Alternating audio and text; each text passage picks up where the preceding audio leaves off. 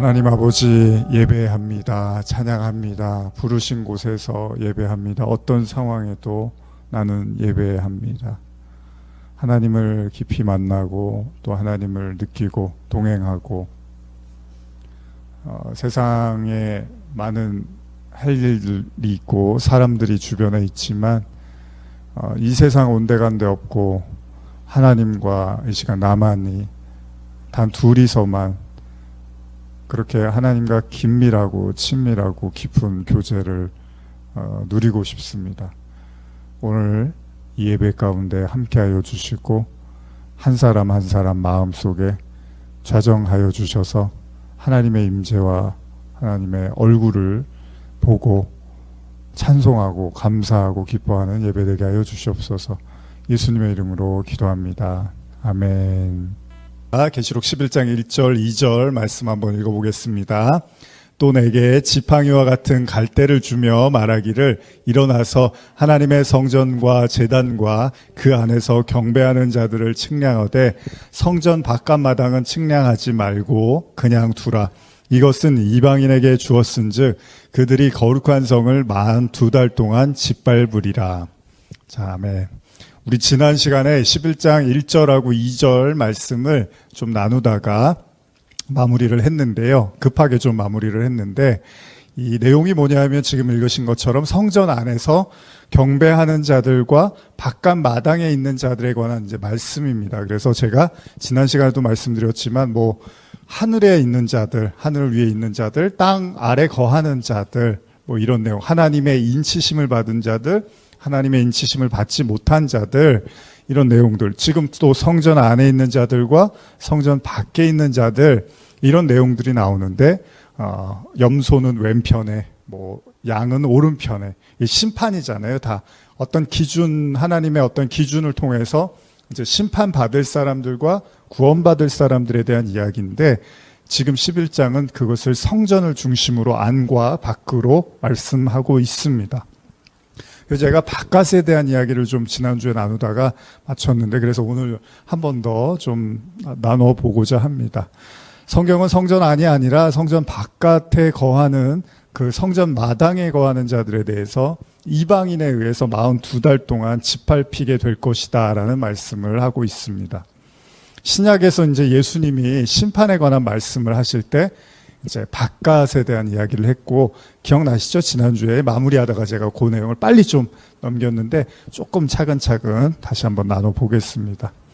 예수님이 마태복음 22장 13절에서 이런 말씀을 하십니다. 임금이 사환들에게 말하되 그 손발을 묶어 바깥 어두운 데 내던지라. 거기서 슬피 울며 이를 갈게 되리라 하니라. 바깥에다가 던지라, 이런 표현을 쓰고요. 그 다음에 마태복음 25장 30절에 예수님이 이 무익한 종을 바깥 어두운 데로 내쫓으라. 거기서 슬피 울며 이를 갈리라. 이런 내용이 이제 반복적으로 나오는데, 그러면서 우리가 지난주에 누가복음 13장 22절 이하의 말씀을 여러분과 좀 나눴었는데, 여기 보면 다시 한번 제가 읽어드릴게요. 예수님이 각 성, 그 마을로 다니시면서 가르치시면서 예루살렘으로 여행하실 때 어떤 사람이 이제 묻습니다. 주여, 구원을 받는 자가 적으니까? 이런 질문을 해요. 여러분은 어떻게 생각하십니까? 구원을 받는 자가 적습니까? 많을까요? 물론 사도행전을 보면 굉장히 폭발적인 성령 사건을 통해서 3,000명이 돌아왔다, 이런 내용 들으면 상당히 많을 것 같지만 실제로 나중에 보면 이렇게 다 빠져나가고 바울이 나중에 감옥에 있거나 이럴 때는 별로 이렇게 몇 사람 되지 않는 것처럼 성경이 보여지죠. 근데 예수님은 어떻게 말씀하시냐? 이미 우리가 이제 노아의 방주나 제가 예전에도 강조를 하지만 노아의 방주 사건에서도 온 인류, 예를 들면 온 인류가 이제 물론 심판을 받지만 구원받는 사람이 있었습니다. 그런데 노아와 그 8식구만 구원을 받는다는 측면에서 사실은 구원받는 사람이 굉장히 적었어요. 그리고 우리가 잘 아는 소돔과 고모라에서도 그 성읍이 멸망당할 때 실제로 구원받는 사람들은 거의 없었죠. 그래서 롯과 그의 식구 정도, 그의 처도 뒤돌아보다가 소금 기둥이 되고, 우리 이런 얘기들 잘 압니다. 예수님은 뭐라고 말씀하실까요? 자, 구원받는 자가 적습니까? 이러니까 예수님이 좁은 문으로 들어가라, 이렇게 말씀하세요. 그 얘기는 뭐예요? 적다라는 얘기잖아요. 좁은 문으로 가라는 거. 예전에 제가 어렸을 때 뭐 저 이제 중학교 이럴 때 뭐 학력 평가 뭐 이게 수능 전에 보면 그 시험 보고 이러면은 막 뭐 지금도 같은 얘기지만 이제 뭐 경쟁률 입시 경쟁률 같은 거 놓고서 막 진짜 몇 대 몇 대 일 뭐 1대1 하면은 쉽게 들어가는 거지만 뭐 10대1 뭐 20대1 이러면 들어가기가 굉장히 어렵다는 얘기잖아요.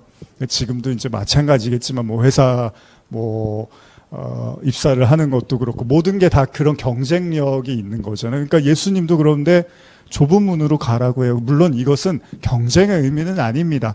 다른 사람하고 경쟁해갖고 그 중에서 1등, 2등만 구원하겠다 그런 얘기가 아니고요. 우리가 잘못 오해하면 그게 이제 율법주의로 전략할 수 있는 건데 내가 다른 사람보다 나면 구원을 받는 게 아니라 예수님이 말씀하시는 그 구원의 길이라는 것 자체가 원래 좁다라는 거예요. 그래서 아무나 쉽게 구원은 누구나 받을 수 있지만 제가 항상 말씀드리지만 구원은 누구나 받을 수 있지만 아무나 받는 거는 아니라는 거예요. 그러니까 누구나 예수님을 믿을 수는 있지만 아무나 예수님을 믿고 구원받는 건 아니라는 거죠. 그건 뭐냐 하면 그 구원의 길이 매우 협소하고 좁아서 실제로 다른 본문에서는 뭐라 그럽니까? 찾는 이가 적다, 거의 없다라고 얘기를 한단 말이에요. 그래서 제가 이제 예전에 그런 설교 영상 같은 거 짧은 영상 올릴 때 뭐라고 했냐면 오늘날 이렇게 교회 이제 물론 기독교 국가거나 아니면 종교의 자유가 있는 나라에서는 뭐 교회 다니는 사람들 성도들이 많으니까 그거 보면은 뭐 예수님 믿고 천국 가는 게 그렇게 어렵지 않은 것 같잖아요. 그러나 또 그렇지 않은 나라에서는 정말 어렵습니다. 예수님 믿고 그냥 목숨을 걸고 믿어야 되는 거예요. 그래서 얼마 전에 제가 TV 기독교 방송 보다가 이제 광고 같은 거 나오는데 우편물 하나가 배달이 됐어요. 그러니까 기독교를 믿지 못하는 그런 나라에서 이제 예수님을 믿으려고 하니까 뭐 총알 같은 걸 이렇게 보면 너 어느 총알로 널 쏠까? 뭐 이런 이제 우편물을 받는 거예요. 예수님을 믿으려면 그냥 가족들이 다 목숨을 내놓고 믿어야 되는 그래서 이제 그들을 도웁시다. 뭐 그런 광고였어요. 우리가 그냥 종교의 자유가 허락된 나라에서는 뭐 예수님 믿고 구원하는 게 너무나 편할 것처럼 보이지만 예수님은 그렇게 말씀하시지 않습니다. 항상 제가 하는 말씀이지만 이 말씀 지금 누구한테 하는 거예요? 하나님을 믿는 사람들 핍박하는 국가에서 지금 예수님이 이런 말씀을 하십니까? 예수님은 하나님의 아들이에요. 하나님을 믿는 사람들한테 와갖고 좁은 문으로 가라고 이렇게 말씀을 하고 계세요. 그러니까 그 얘기는 뭐예요? 엄청 좁은 문이라는 거예요. 그러니까 여러분들만큼은 최소한 제가 이렇게 말씀을 듣는 여러분들만큼은 구원이 굉장히 만만하고 쉽고 당연한 것처럼 생각하시지는 않았으면 좋겠어요.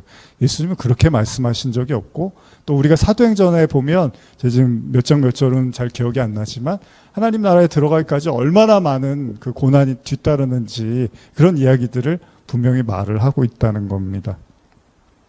어쨌든 간에 예수님이 말씀하십니다. 좁은 문으로 들어가기를 힘쓰라. 내가 너희에게 이르노니 들어가기를 구하여도 못하는 자가 많으니라. 집주인이 일어나 문을 한 번 닫은 후에 너희가 밖에 서서 문을 두드리며 주여 열어주소서 하면 그가 대답하여 이르되 나는 너희가 어디서 온지 알지 못하노라 하리니 그때 너희가 말하되 우리는 주 앞에서 먹고 마셨으며 주는 또한 우리를 길거리에서 가르치셨나이다. 우리가 주 앞에서 먹고 놀았고요. 주님이 우리를 길거리에서 가르쳤습니다. 분명히 그러면 예수님이 함께 있었다는 얘기잖아요. 없었는데 지금 뭐 허상을 보고서 망상으로 예수님이 있었다고 착각하고 말하는 게 아니잖아요. 근데 예수님이 뭐라 하냐면 그가 너희에게 말하여 이르되 나는 너희가 어디서 왔는지 알지 못하노라. 행악하는 모든 자들아 나를 떠나가라. 그러면서 여기서 너희가 아브라함과 이삭과 야곱과 모든 선지자는 하나님 나라에 있고 오직 너희는 밖에 쫓겨난 것을 볼 때 거기서 슬피 울며 이를 갈리라. 이런 말씀을 하시는 거예요. 분명히 그들은 같이 있었다고 하는데 예수님은 모른다고 하는 거예요. 이게 무서운 거예요. 항상 성경은 항상 나는 같이 있었다고 생각했는데 예수님은 그게 아니었던 거예요. 이 말씀이 이제 나중에 이렇게 마무리가 돼요. 누가복음 13장 29절 30절 보시면 사람들이 동서남북으로부터 와서 하나님 나라의 잔치에 참여하리니 하나님 나라 잔치 구원이잖아요. 보라 나중된 자로서 먼저 될 자도 있고 먼저 된 자로서 나중될 자도 있느니라. 여러분들 잘 아시는 말씀이죠.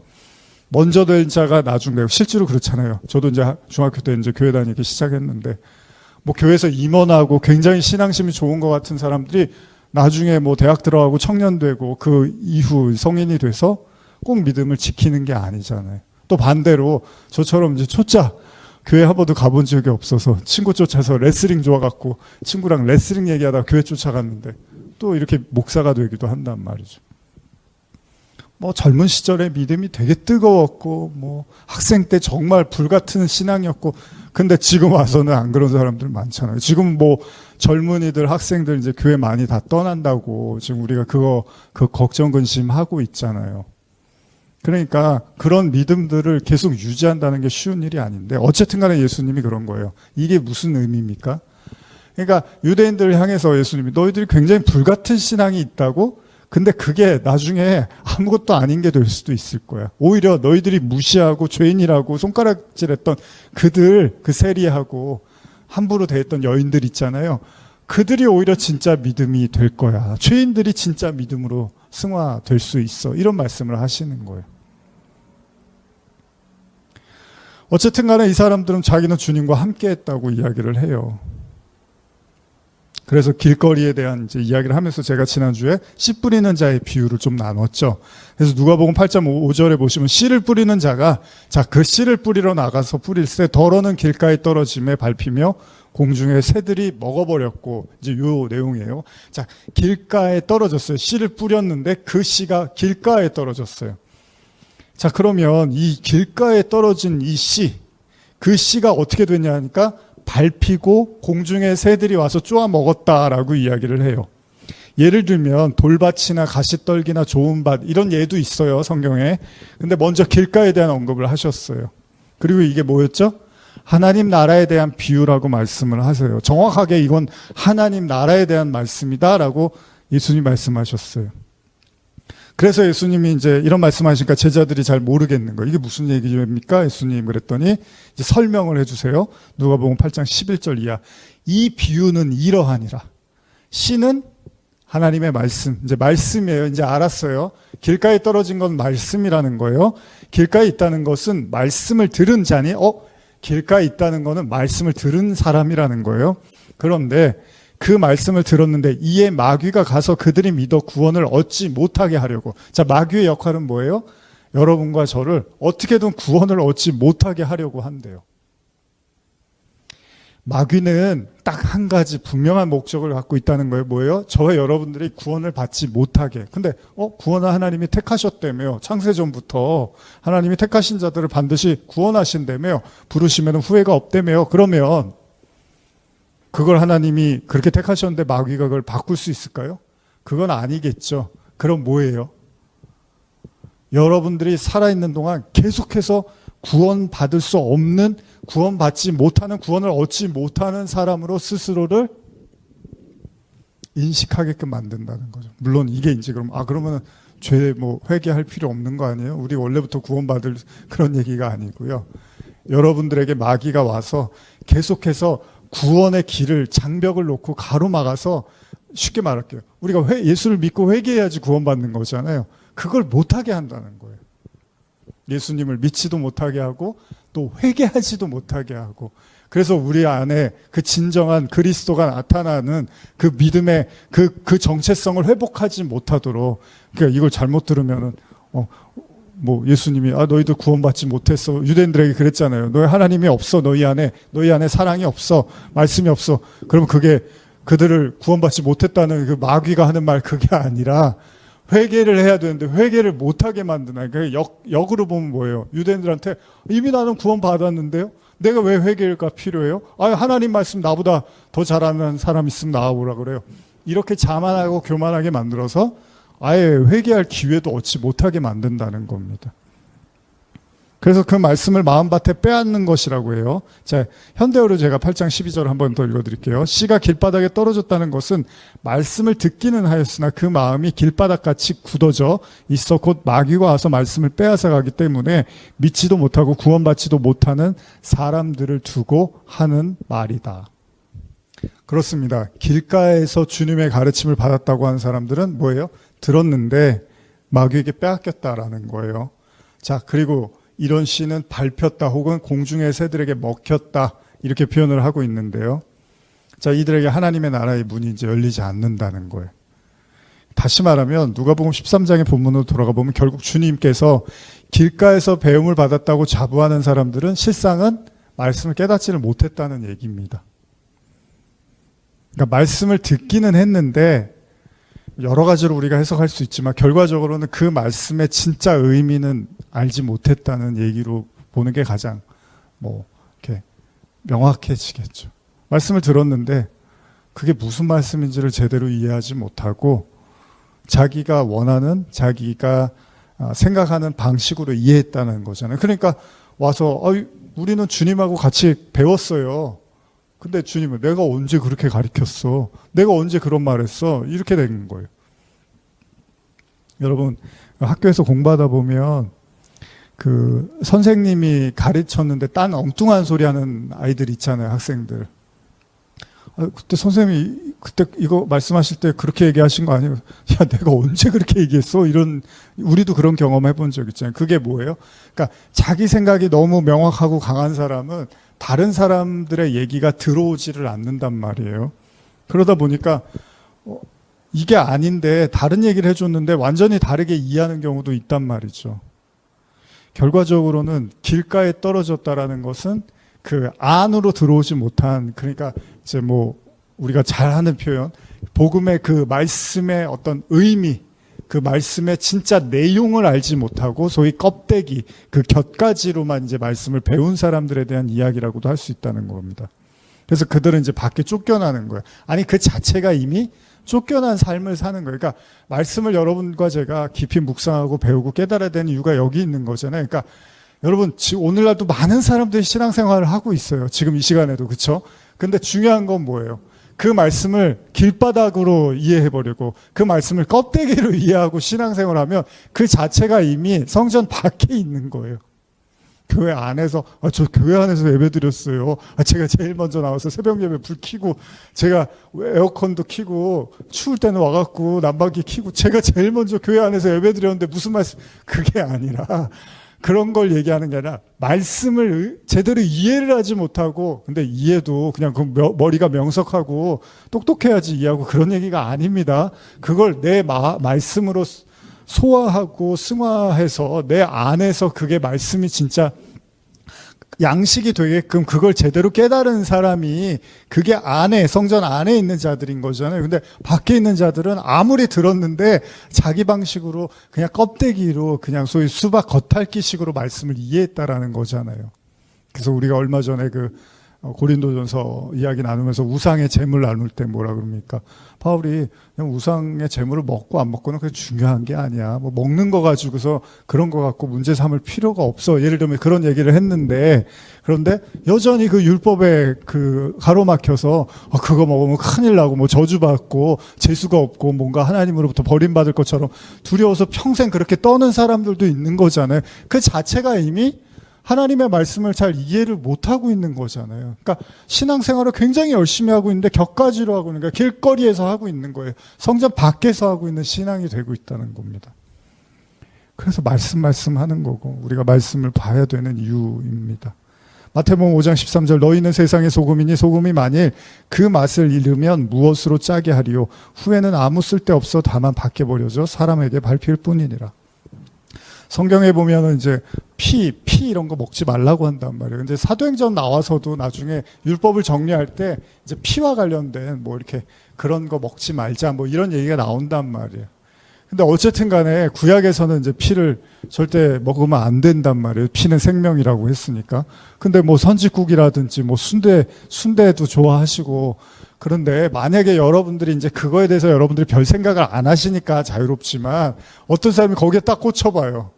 그러면 이제 순대 볼 때마다, 선지 볼 때마다 저거 먹으면 안 되지, 저거 죄지, 저거 큰일 나지, 이런 생각을 한단 말이에요. 근데 이미 이제 신약으로 넘어와서 그런 이제 율법에 대해서 이미 어느 정도 자유함을 이제 알았단 말이에요. 깨달았단 말이에요. 근데도 여전히 거기에 갇혀갖고 내가 그걸 안 먹는 게 거룩한 거고 그런 생각을 하면 나중에 이제 베드로가 그 보자기 환상 있잖아요. 고넬료의 환상 우리 나눌 때 이제 베드로의 환상도 나오잖아요. 그런 것처럼 나 부정한 거 먹은 적이 없는데요. 나 한 번도 부정한 거 먹은 적이 없어요. 그러면 3번이나 하나님의 그 명령을 거절하잖아요. 내가 깨끗하게 한 걸 네가 왜 부정하다고 하냐 그러면서 먹으라고 자꾸 그런단 말이에요. 근데 베드로가 마지막까지 거절을 하고 거부를 해요. 그게 무슨 말씀입니까? 하나님의 말씀이 지금 떨어졌어요. 그죠? 뭐라고요? 먹으라고. 근데 베드로가 그걸 격가지로 그냥 길바닥에다 던져버리는 거예요. 먹으라고 했는데 못 먹겠는데요. 안 되는데요. 저는 먹은 적이 없는데요. 말씀에 그렇게 써 있잖아요. 그러니까 하나님의 말씀이 바닥으로 떨어져 버리는 거죠. 말을 안 듣는 거죠. 베드로가 지금. 그럼 어떻게 해요? 그 말씀은 베드로에게 효력을 잃어버리게 되는 거죠. 그게 뭐예요? 바닥에 떨어져서 사람들에게 밟히는 소금이 되는 거예요. 흙이 돼버리는 거죠. 원래 소금이 짜게 하는 역할을 해야 되는 건데 그 말씀을 소금으로 받아들이지 못하고 빛으로 받아들이지 못하니까 소금이 이제 길바닥에 뿌려지는 격이 되는 거죠. 뭐 저도 이제 교회에 있다가 뭐 차를 예를 들면 차 마시려고 하다가 이렇게 이제 가루 같은 거 율무차나 뭐 이런 거 있으면 이렇게 이제 컵에다가 가루 탈탈탈 털어갖고 잘 넣어야 되잖아요. 근데 이제 뭐 바람이 분다거나 조금 이렇게 조준을 잘못하면 이제 가루들이 바닥에 떨어지잖아요. 그럼 어떻게 되죠? 불어서 버려야 되는 거잖아요. 길거리에 떨어지면 바닥에 떨어지면 그것까지 담아서 먹는 분도 계시겠지만 그건 먼지하고 같이 먹어야 되잖아요. 어쨌든 여러분들 뭐 먹다가 바닥에 떨어졌는데 주워 먹지는 않잖아요. 요즘은 예전에는 후하고 퇴퇴퇴하고 막 먹고 그랬는데 요즘은 안 먹죠. 똑같이 하나님의 말씀도 내가 그거를 말씀으로 내가 받아들여서 소화하고 순종하면 그게 이제 내 말씀이 되는 거지만 베드로처럼 그거는 말씀 아닙니다 하고 잘못된 겁니다. 율법 그렇게 안 써 있습니다. 이래버리면 말씀이 격가지로 떨어져 버리는 거예요. 그러면 이제 마귀들이 와서 다 가져간다고 하는 거죠. 가져간다라는 것도 뭐예요? 하나님이 말씀을 주실 때는 그 사람에게 어떤 축복과 사랑과 연단과 또 그 사람을 훈련시키기 위한 의미에서 이제 말씀을 주신 건데 그걸 그냥 던져버렸어. 바닥에다 던져버렸어.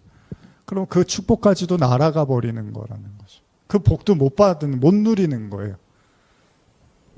결국은 예수님은 뭐라 그래요? 이제 그렇게 해서 그 말씀이 계속 그런 식으로 격가지로 흘러들어가고 말씀의 본질과 핵심을 잃어버린 채 신앙생활한 자들은 결국은 밖에 나가서 슬피 울며 이를 갈게 될 거다라고 말씀을 하시는 거죠.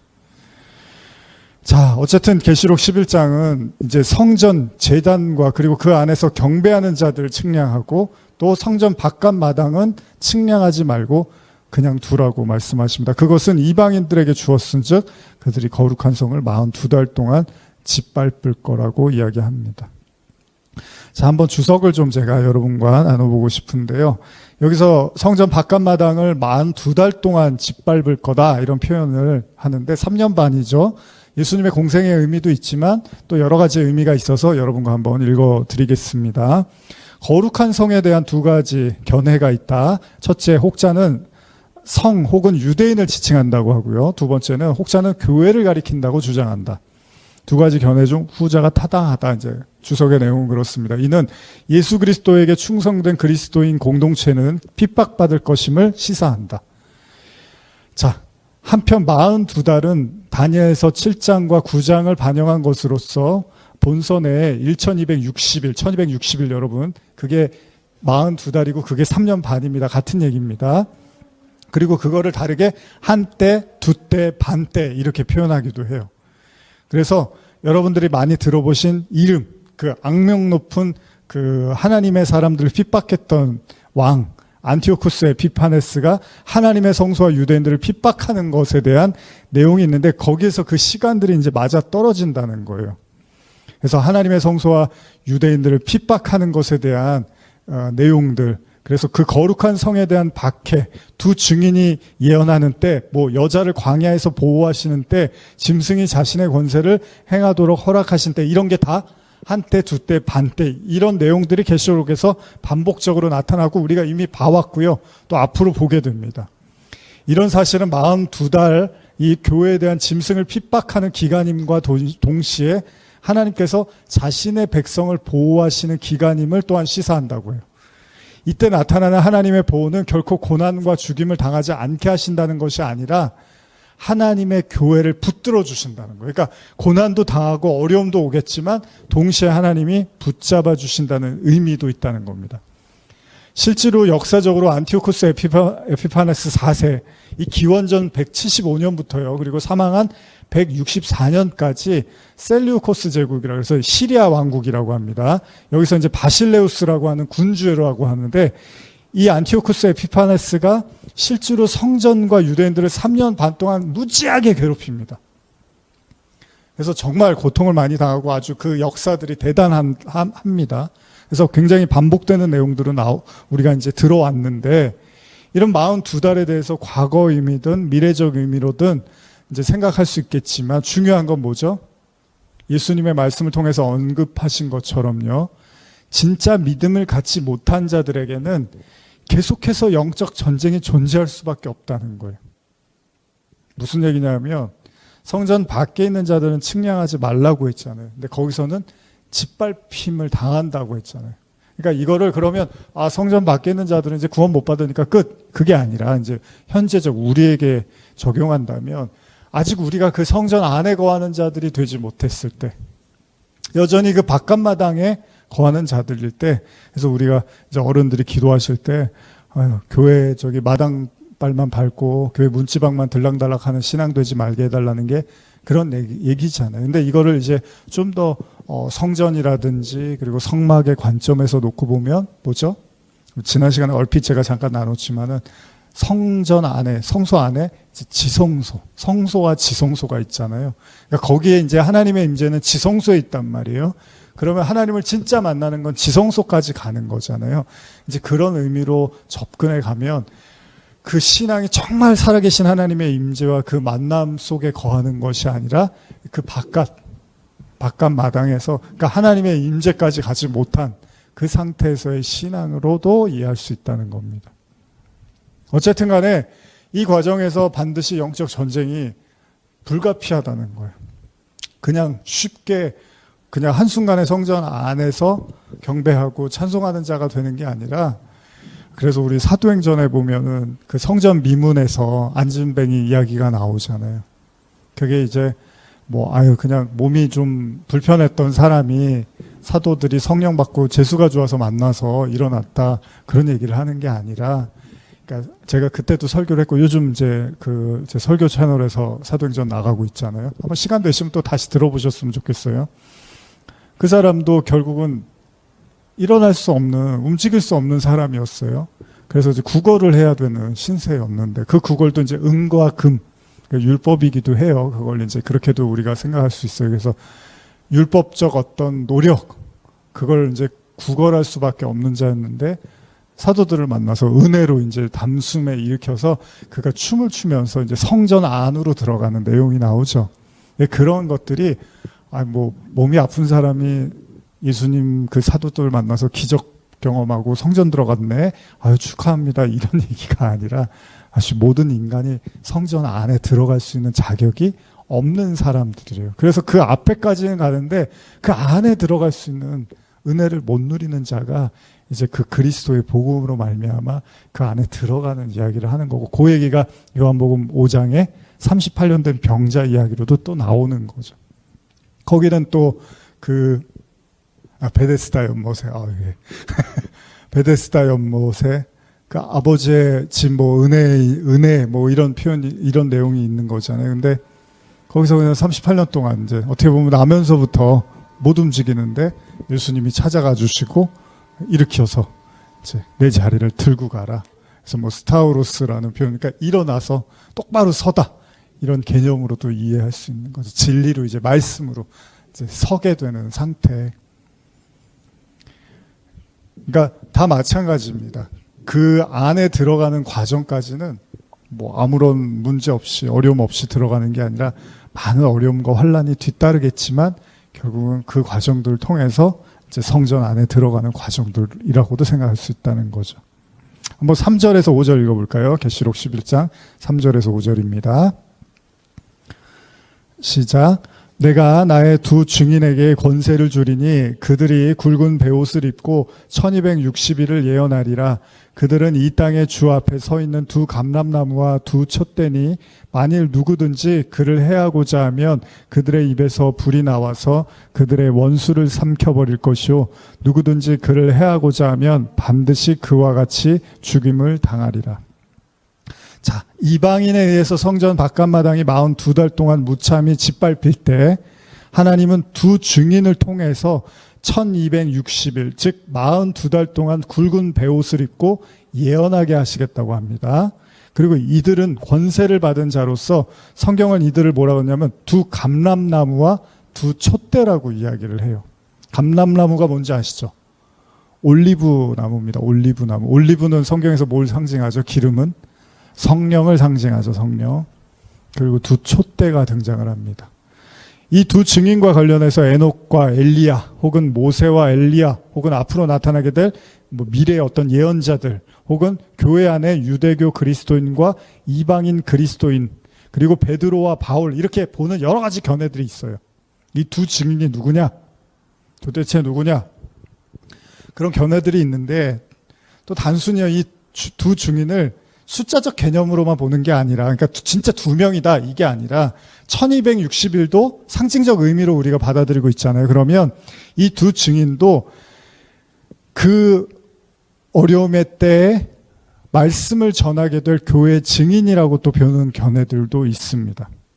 근데 중요한 사실은요, 두 증인이 갖고 있는 그 성경적 의미를 생각해 보면요, 구약이나 신약에서 무언가를 증언하고 입증할 때 항상 몇 사람을 보내냐 하면 두 사람 이상을 보낸단 말이죠.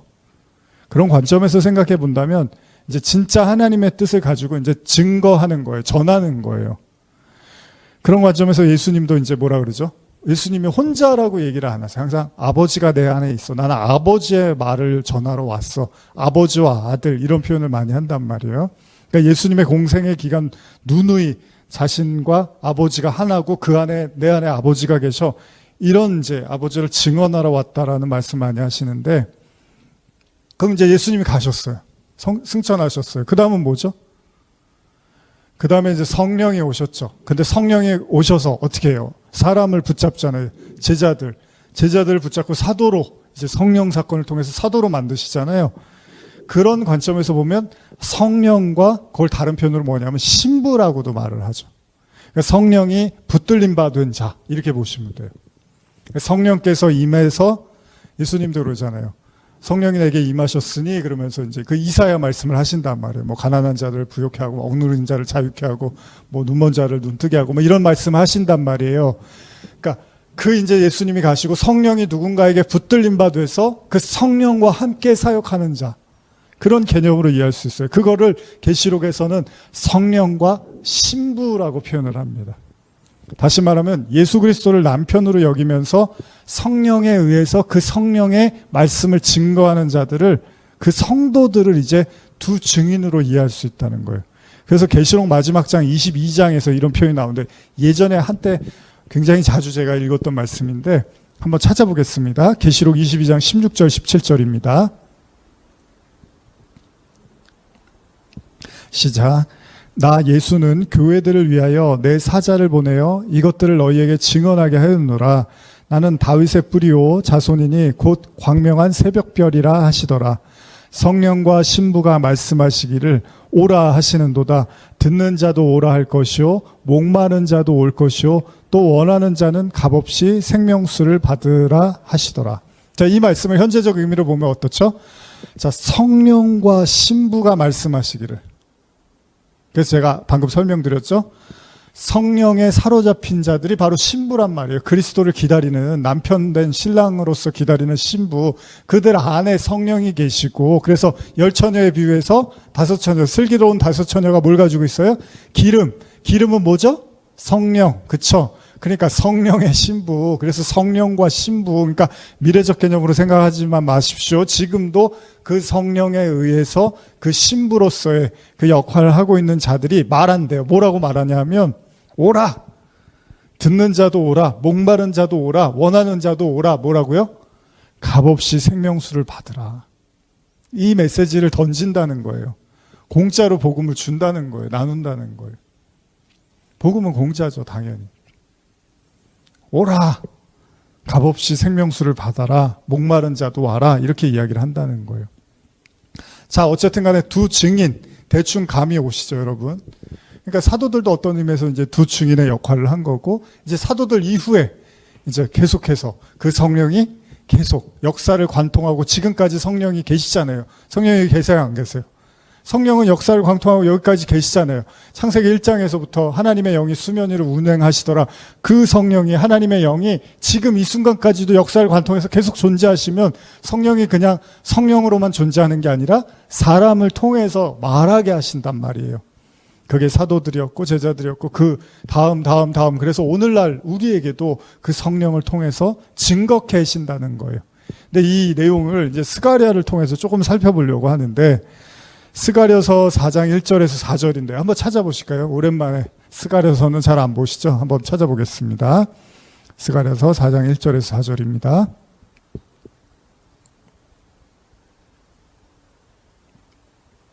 찾으셨으면 한번 읽어보겠습니다. 시작. 내게 말하던 천사가 다시 와서 나를 깨우니 마치 자는 사람이 잠에서 깨어난 것 같더라.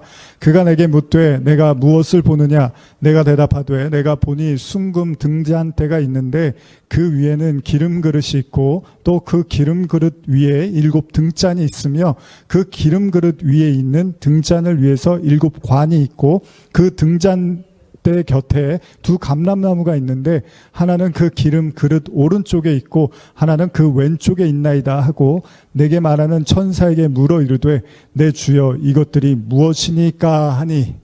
좀 복잡하지만 어쨌든 읽으셨어요. 여기서도 스가랴는 천사를 통해서 이제 뭔가를 봤어요. 근데 그게 뭐였냐면 지금 읽으신 건데, 숭금 등잔대 그리고 그 곁에 있는 2 감람나무. 실제로 저도 예전에 감람나무 꿈을 꿨습니다. 그래서 되게 신기했어요.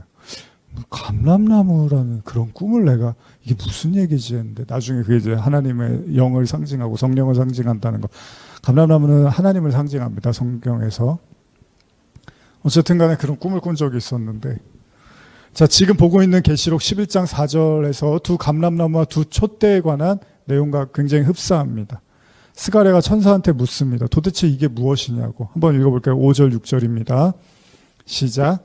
내게 말하는 천사가 대답하여 이르되 내가 이것들이 무엇인지 알지 못하느냐 하므로 내가 대답하되 내 주여 내가 알지 못하나이다 하니 그가 내게 대답하여 이르되 여호와께서 스룹바벨에게 하신 말씀이 이러하니라. 만군의 여호와께서 말씀하시되 이는 힘으로 되지 아니하며 능력으로 되지 아니하고 오직 나의 영으로 되느니라. 이게 뭐냐고 물어보니까 갑자기 힘으로 되는 게 아니라 영으로 되는 거, 이런 말을 하고 있어요. 여기서 천사가 오직 하나님의 영으로만 가능하다 뭐 이런 얘기를 해요.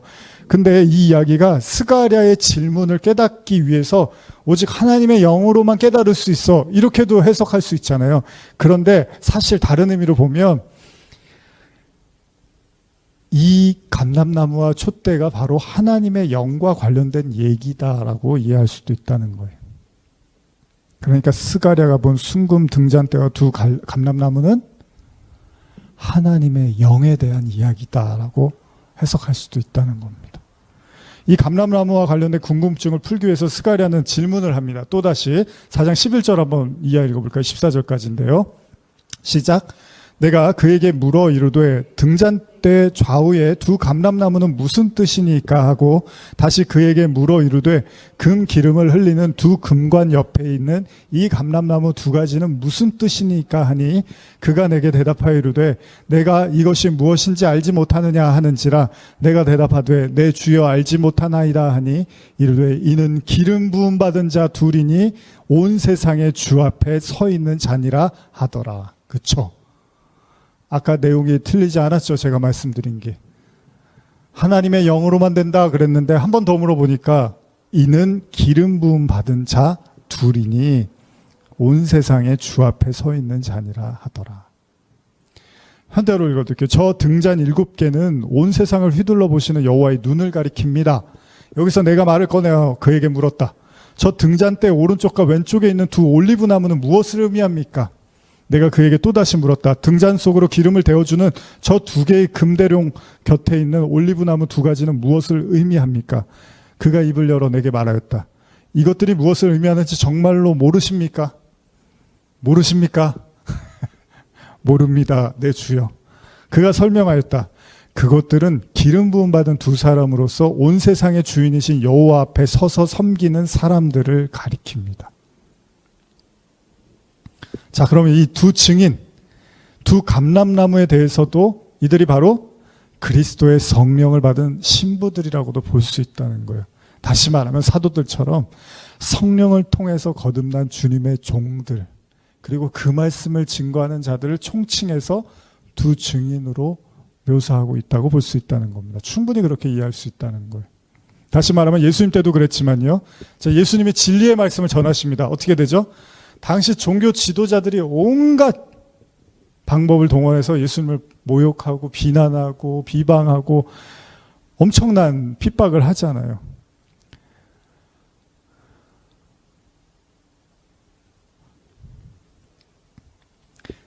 예수님이 성전이시고 하나님이시고 하나님의 아들이라고 아무 문제 없이 복음을 전하지는 않았어요. 그렇죠? 아까 성전 안과 밖, 그래서 그 밖에는 발핌을 받는다고 했잖아요. 성전 안에 있는 자들은 안전한 것 같지만 그럼 예수님은 성전이시고 하나님이신데 그래서 증거하잖아요. 복음을.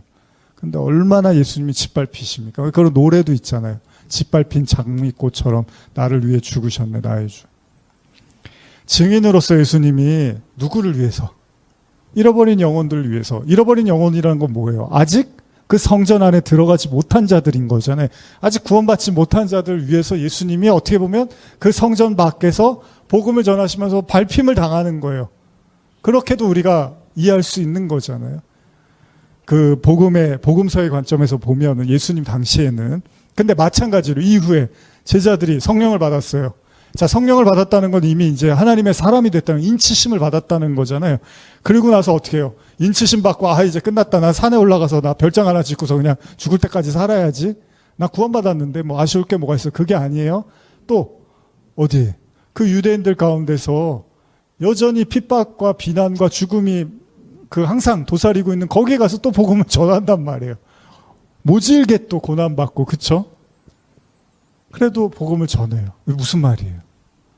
항상 주님의 잃어버린 영혼들이 있고 그 영혼들이 아직 성숙하지 못하고 진리의 그 하나님의 성전, 소위 말하는 그 골방이라고도 하죠, 우리가. 그 골방이 뭐죠?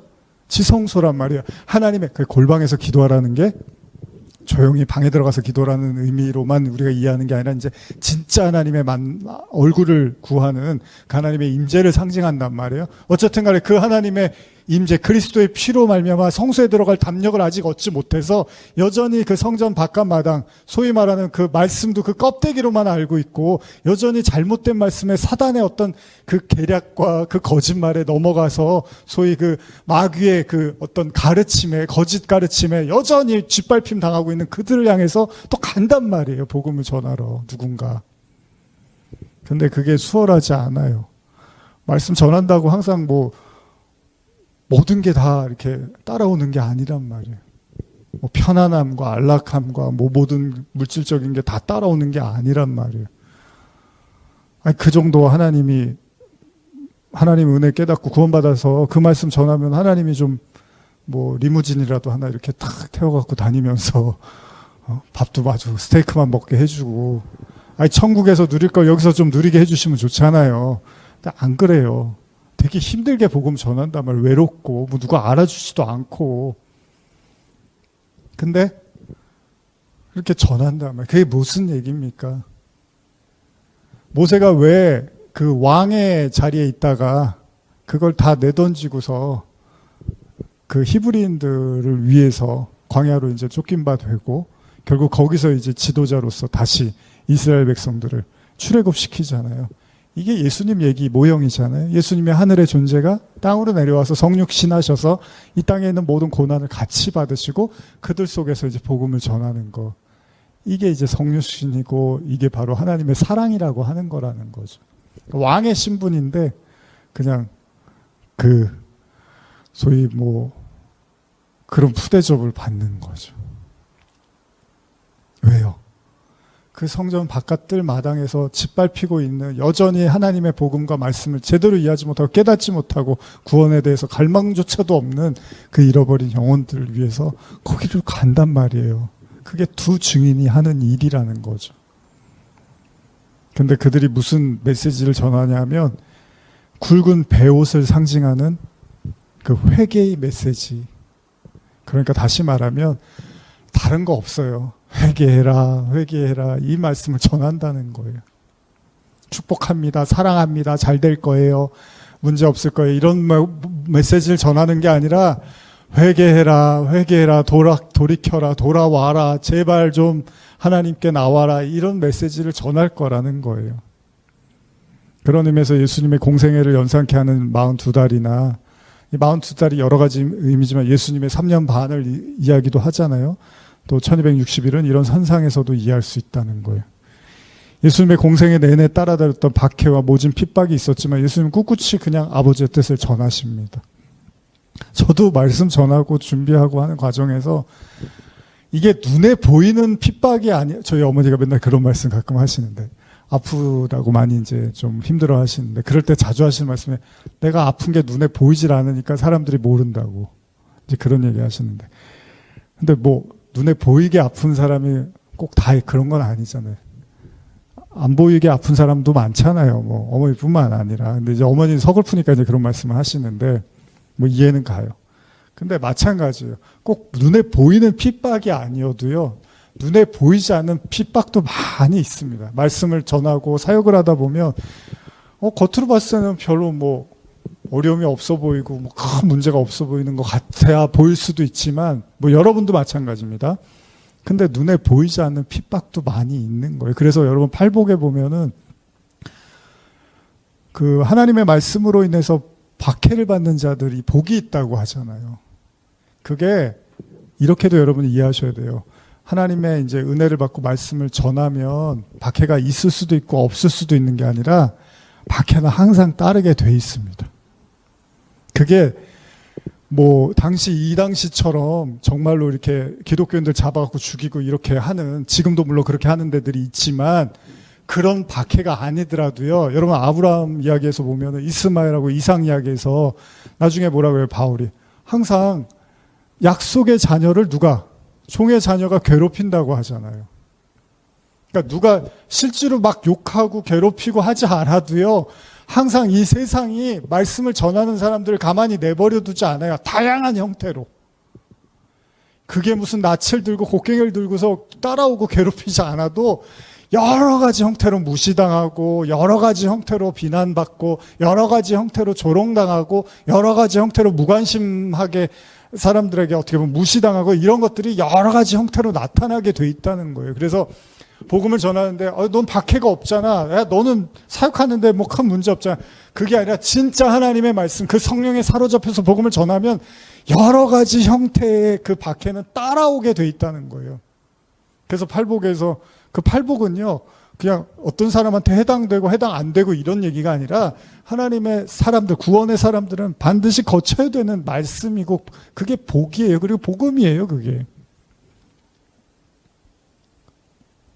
그러니까 여러분들도 진짜 여러분들이 성령에 사로잡혀서 성령의 이끄심을 받고 성령을 따라 말씀을 전하기 시작하면 다양한 형태의 핍박과 박해가 올 수밖에 없어요. 여러분 마귀들이 무슨, 예수님도 시험을 하는데, 예수님이 사역을, 공생애를 시작하려고 하는데 예수님한테 나타나서 3가지 시험을 한 게 마귀인데, 뭐 우리가 무슨 대단하다고, 뭐 구원받았다고 한들, 성령을 받았다고 한들, 그럼 우리한테는 뒷짐지고 아무것도 안 하고, 그런 일은 없습니다. 그게 여러분들이 뭐 옛날에 제가 개구리가 그 미지근한 물에 있으면 자기가 죽는지 모르다가 죽는다고 뭐 그런 얘기 있잖아요. 박해가 꼭 드러나는 박해가 아니라 보이지 않는 형태로 여러 가지로 계속 박해는 오게 돼 있어요. 근데 여러분과 제가 말씀과 성령을 의지하면 이제 그걸 이겨나가는 거죠, 세상에서. 그래서 이기고 이기더라. 그래서 세상을 이기는 믿음은 오로지 예수 그리스도를 믿는 믿음밖에 없어, 이런 얘기들을 하는 거예요.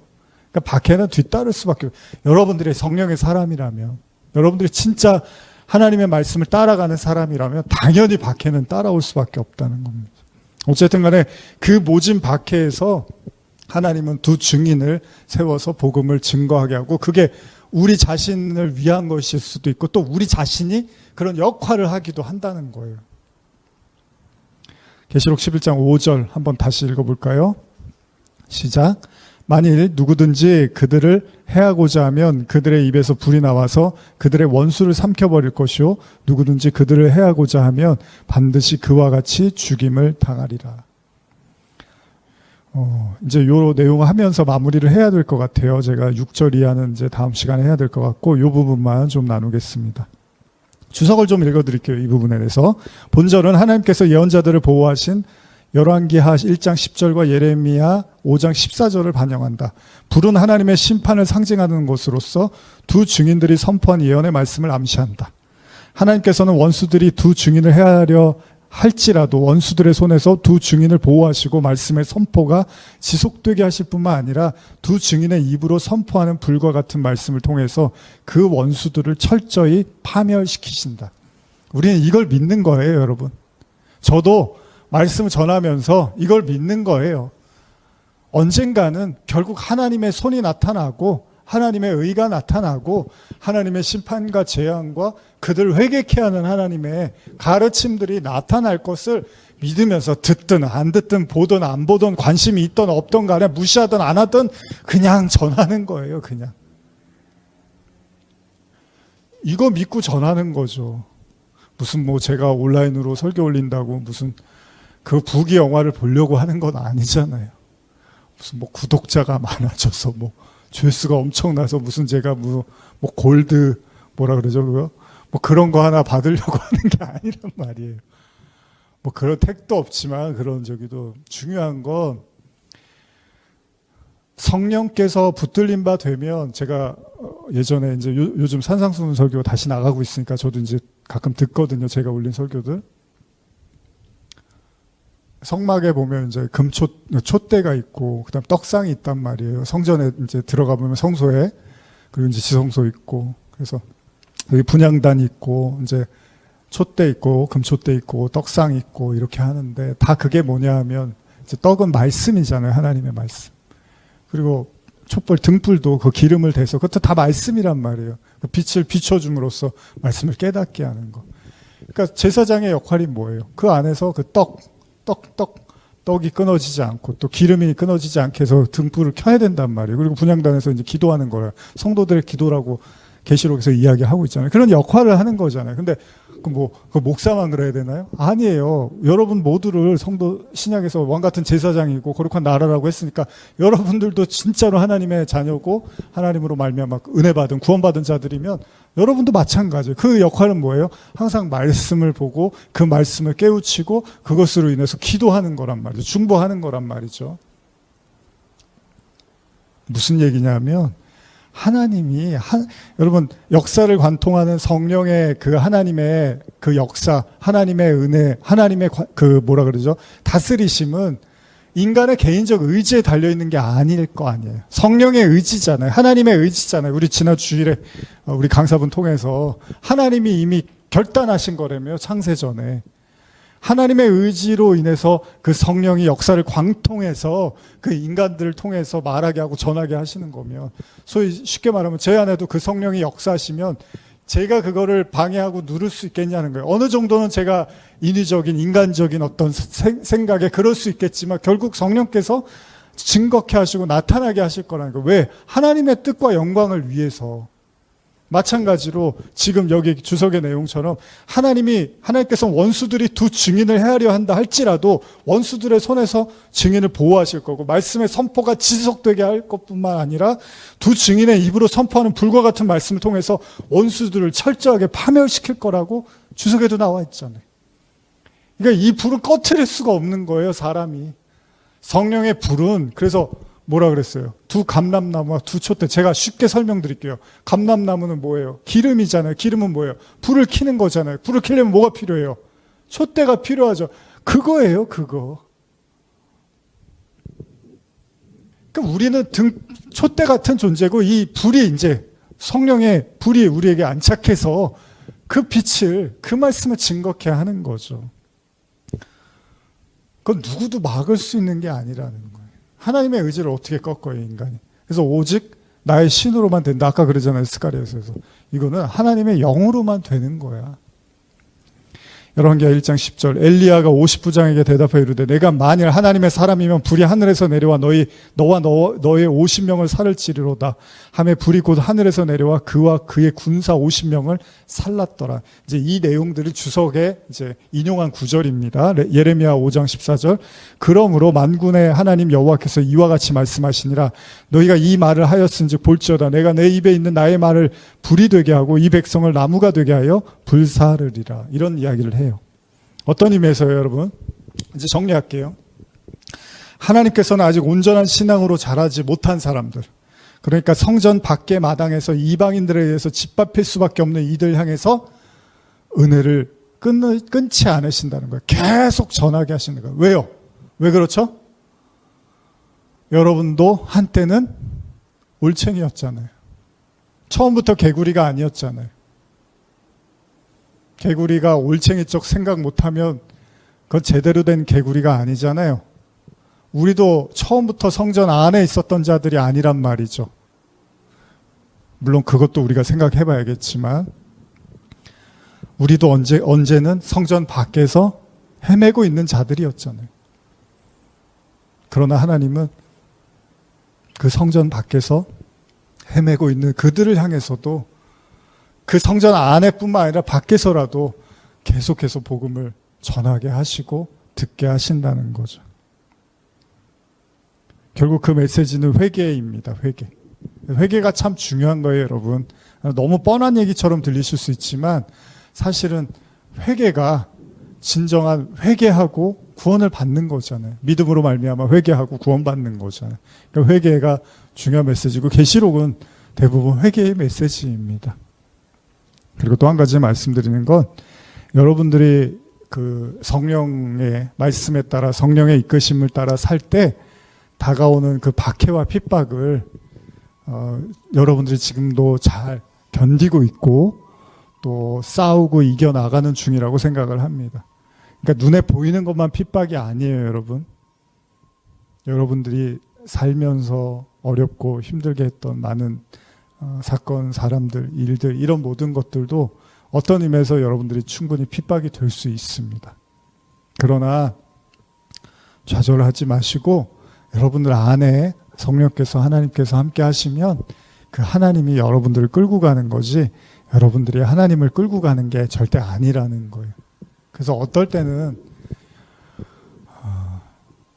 의외로 여러분들이 힘을 빼면 오히려 일이 더 순탄해질 수도 있습니다.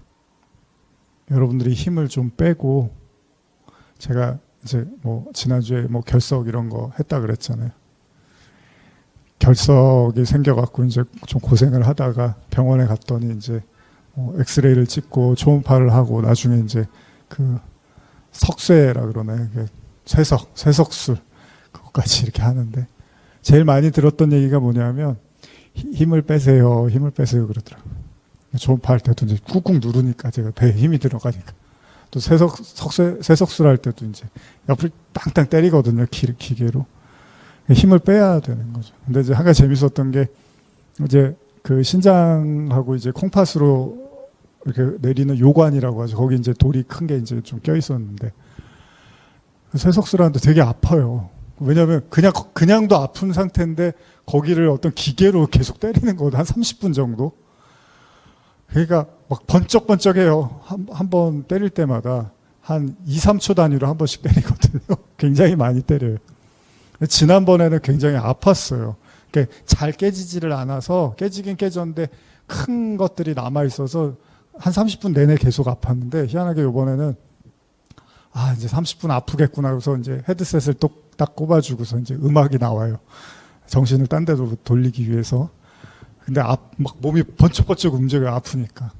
근데 한 5분 정도 됐는데 갑자기 이렇게 편안해지더라고요. 몸이. 잘 깨진 거죠. 막고 있었던 데가 딱 깨지니까 갑자기 이렇게 몸이 편안해지더라고요. 그래서 나중에 이제 그 돌 이렇게 보는데 사실 그 뭐 5mm, 6mm 뭐 이런 얼마 안 되잖아요. 그거 하나가 이렇게 사람을 힘들게 할 수 있구나.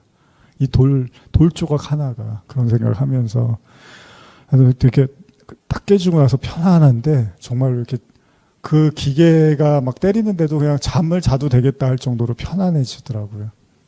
그래서 그 순간 참 뭔가 이렇게 굉장히 뭐랄까요. 그런 환희를 느꼈던 순간적인 그런 시간인데, 물론 아프니까 힘을 주겠죠, 우리가. 아프니까. 여러분도 힘들고 아프니까 힘이 들어가는 거예요, 자꾸. 근데 하나님이 여러분과 저를 이렇게 만지고 계신다면, 우리가 하나님을 끌고 가는 게 아니라 하나님이 우리를 끌고 가시는 거라면 조금 힘을 빼도 필요하면 하나님이 깨주시기도 하고 좀 보듬어 주시기도 하고 은혜를 주시지 않을까 생각을 해봅니다. 하나님께 여러분들의 또 삶을 맡기고 또 우리에게 주어진 이 신앙의 여정을 그 하나님의 사랑을 바라보며, 아무리 원수 마귀가 우리를 구원에 이르지 못하도록 방해하더라도 주님은 또 증인을 보내실 거고 우리에게 말씀하실 거고 우리를 생명의 길로 이끄실 줄 믿습니다. 기도하시겠습니다. 하나님 감사합니다. 오늘 많이 더웠는데 우리 성도님들 이렇게 또 발걸음해서 말씀 듣습니다. 오늘 이 말씀이 좀 마치 몸 안에 있었던 돌멩이가 깨지는 듯한 그런 은혜와 치료의 말씀 되게 하시고, 혹시나 너무 삶에 다가오는 영적 전쟁들 때문에 혹은 여러 가지 풀리지 않는 기도 제목 때문에 답답하고 힘들었던 마음들이 있었다면 이 시간 하나님이 주시는 안심과 또 편안함과 은혜 가운데 모든 걸 맡기며 나갈 수 있도록 주님 인도하여 주시옵소서.